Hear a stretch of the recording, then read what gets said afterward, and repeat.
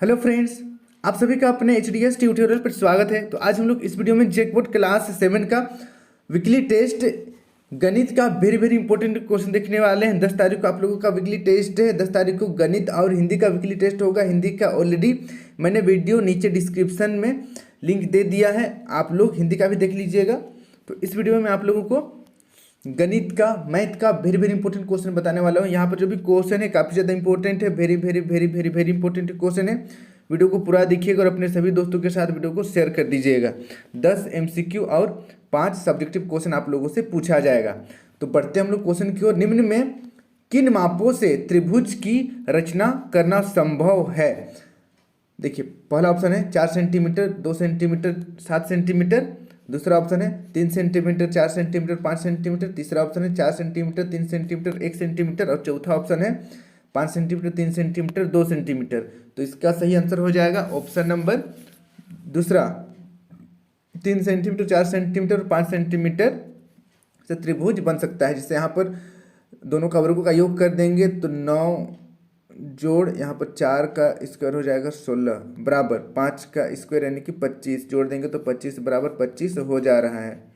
तो इस तरीके ऑप्शन नंबर दूसरा सही हो जाएगा। फिर देखिए नेक्स्ट अगला सेकेंड नंबर, एक अद्वितीय त्रिभुज की रचना करने के लिए निम्न में किन मापों की आवश्यकता नहीं है?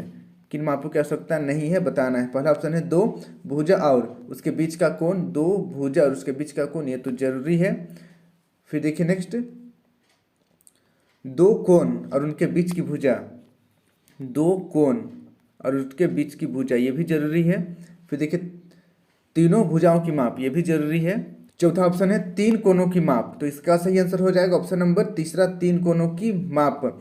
देखिए 2 कोण हम लोगों को दिया हुआ रहेगा तो तीसरा कोण तो इजीली हम लोग निकाल सकते हैं। तो यहाँ पर ऑप्शन नंबर चौथा सही हो जाएगा। फिर देखिए नेक्स्ट अगला, आकृतियाँ जिसमें केवल लंबाई और चौड़ाई होती है, ऐसे आकृतियों को खालिस्तान आकृति कहते हैं।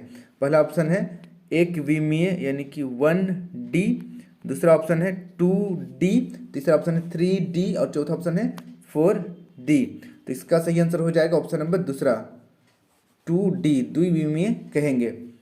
फिर देखिए नेक्स्ट अगला 4 नंबर, आकृतियों जिनमें लंबाई चौड़ाई और ऊंचाई होती है, ऐसे आकृति को खालिस्तान आकृति कहते हैं। यहाँ पर देखिए कितना विमाएँ हैं, 1 2 3, तो यहाँ पर 3D हो जाएगा। पहला ऑप्शन है 1D, दूसरा 2D, तीसरा 3D और चौथा 4D। तो इसका सही आंसर हो जाएगा ऑप्शन नंबर तीसरा, 3D।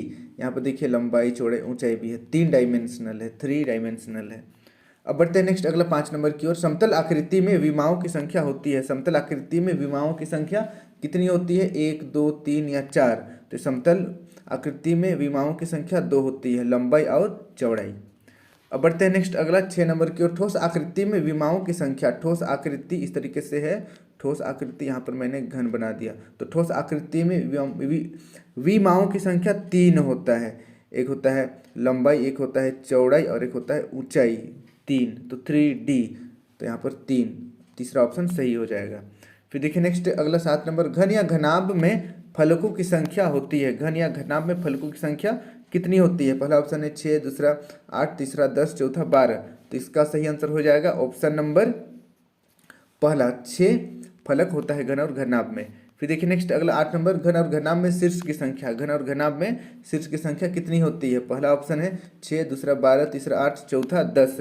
तो इसका सही आंसर हो जाएगा ऑप्शन नंबर तीसरा, घन या घनाभ में शीर्षों की संख्या 8 होती है। तो इसको आप लोग याद कर लीजिएगा, बहुत ही ज़्यादा इंपॉर्टेंट क्वेश्चन है। अब बढ़ते हैं नेक्स्ट अगला क्वेश्चन की ओर। 9 नंबर, ठोस आकार के जाल यानी कि नेट होता है जिसे मोड़कर पुनः ठोस प्राप्त किया जा सकता है। पहला ऑप्शन है 1 विमीय, दूसरा 2 विमीय, तीसरा 3 विमीय, चौथा 4 विमीय। तो इसका सही आंसर हो जाएगा ऑप्शन नंबर तीसरा, 3D, 3 विमीय। इसको आप लोग याद कर लीजिएगा। अब बढ़ते हैं नेक्स्ट अगला क्वेश्चन की ओर। 10 नंबर, ठोस की छाया खालिस्तान के रूप में देखी जा सकती है। ठोस की छाया खालिस्तान के रूप में देखी जा सकती है। तो यहाँ पर देखिए ठोस की छाया, पहला ऑप्शन है 1D, दूसरा 2D, तीसरा 3D, चौथा 4D।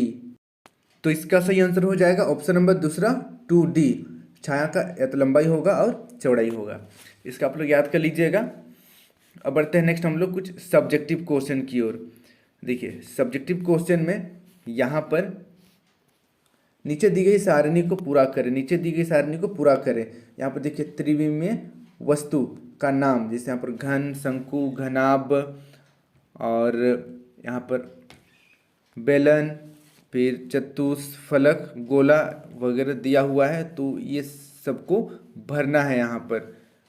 तो देखिए फलकों की संख्या घन में कितना होता है, घनाभ में कितना होता है, इसको आपको याद कर लेना है। नीचे देखिए आंसर, देखिए फलकों की संख्या घन में 6 होता है, शंकु में 2 होता है, घनाभ में 6 होता है, बेलन में 3, चतुष्फलक में 5 और गोला में 1। इसको आपको याद कर लेना है। शीर्ष की संख्या घन में 8, शंकु में 1, घनाभ में 8, बेलन में 0, चतुष्फलक में 5, गोला में 0। फिर देखिए शीर्षों की संख्या घन में 12, शंकु में 0, घनाभ में 12, बेलन में 0, चतुष्फलक में 8, गोला में 0। तो इसको आप लोग याद कर लीजिएगा, बहुत ही ज़्यादा इम्पोर्टेंट क्वेश्चन है।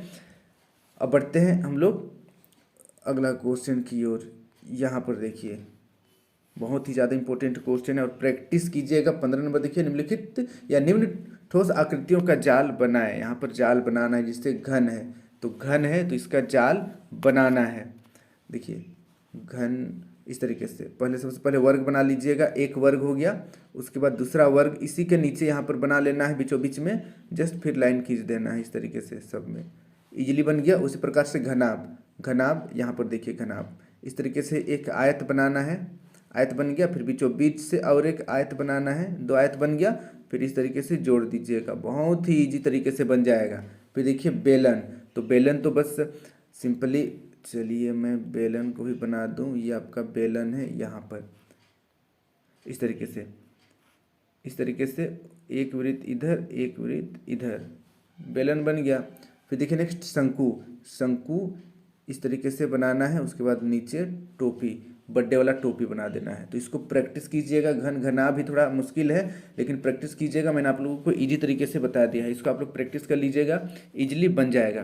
फिर अगला इंपॉर्टेंट क्वेश्चन है, 7 सेंटीमीटर का एक समबाहु त्रिभुज बनाना है। तो इस तरीके से त्रिभुज बना लीजिएगा, ABC, और यहाँ पर 7 सेंटीमीटर लिख दीजिएगा, 7 सेंटीमीटर, 7 सेंटीमीटर। वैसे नाप कर बनाइएगा, 7-7 सेंटीमीटर होना चाहिए सब तरफ। इसको आप लोग प्रैक्टिस कर लीजिएगा।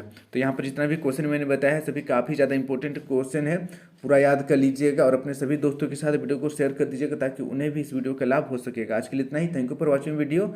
जय हिंद, जय भारत। और यदि आप कंप्यूटर सीखना चाहते हैं तो आप एक यूट्यूब चैनल को सब्सक्राइब कर सकते हैं, जिसका नाम है Devin classes and institute of education. Description में लिंक दिया गया है। Thank you.